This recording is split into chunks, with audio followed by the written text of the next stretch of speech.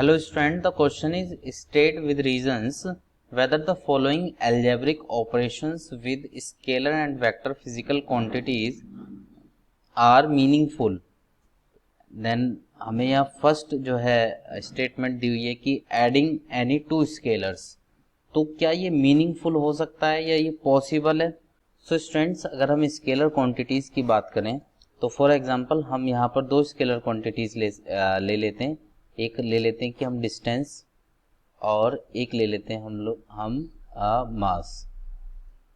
Then अगर आप distance को मास में ऐड करना चाहें, मान लीजिए ये 5 मीटर है और ये आपका है 2 kg, तो कह रहा है एडिंग एनी टू स्केलर्स, तो हम क्या इनको ऐड कर सकते हैं।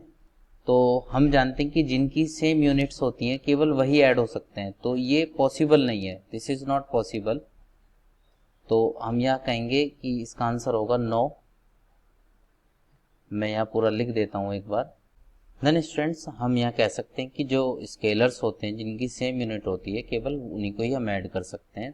So scalars having same unit can be added. And now move to part B, that is adding a scalar to a vector of the same dimensions. कि क्या हम ऐसी मतलब एक स्केलर क्वांटिटी को और एक वेक्टर क्वांटिटी को जिनकी सेम डायमेंशंस हैं उनको ऐड कर सकते हैं।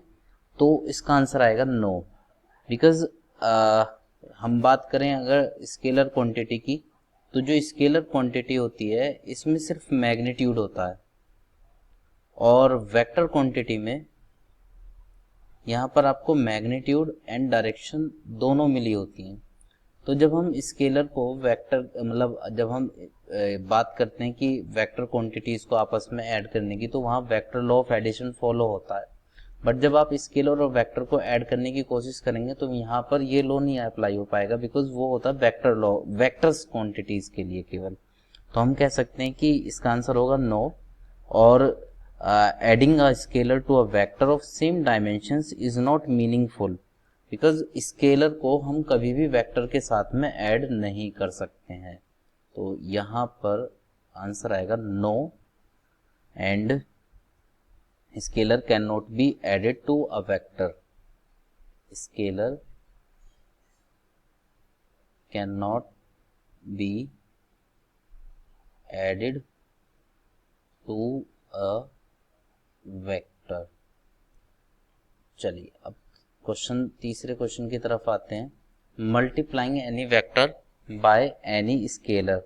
क्या हम किसी वेक्टर की मतलब किसी वेक्टर को स्केलर से मल्टीप्लाई कर सकते हैं, ये इसका क्वेश्चन है।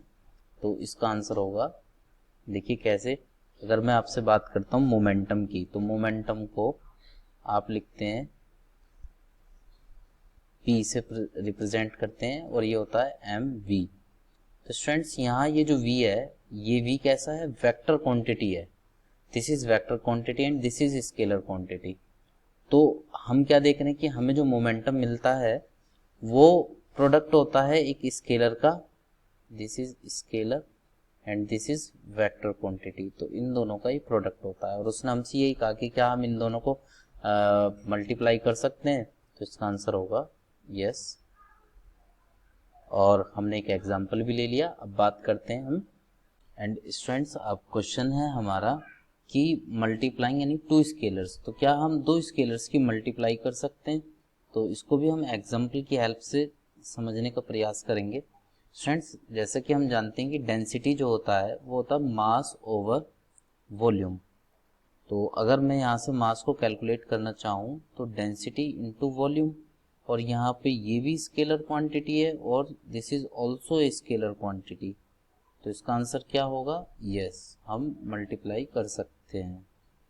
अब बात करते हैं नेक्स्ट क्वेश्चन की। तो क्वेश्चन है adding any two vectors. And student, now question is adding any two vectors, कि क्या हम टू वेक्टर्स को ऐड कर सकते हैं। तो ये देखिए, ये अभी जैसे अगर हम बात करें कि क्वेश्चन हमारा ये है, इसका पार्ट ई, और हमसे कहा कि हम दो वेक्टर्स को ऐड कर सकते हैं। तो जैसे अगर हमारे पास में एक फॉर एग्जांपल फोर्स है ठीक है, और एक दूसरा है हमारे पास में एक्सेलरेशन। तो फोर्स 5 न्यूटन है और एक्सेलरेशन है हमारा 2 मीटर पर सेकेंड स्क्वायर। तो क्या हम इनको ऐड कर सकते हैं? इसको हम ऐड नहीं कर सकते हैं। क्यों नहीं कर सकते हम इसको ऐड? बिकॉज इन दोनों की जो यूनिट है वो डिफरेंट है। बेशक ये दोनों वेक्टर्स हैं बट इन दोनों की यूनिट डिफरेंट है। तो केवल जो सेम यूनिट होती हैं वो ऐड हो सकते हैं। जैसे कि अभी हमने ऊपर यहाँ डिस्कस किया था ना स्केलर के लिए कि scalars having same unit can be added.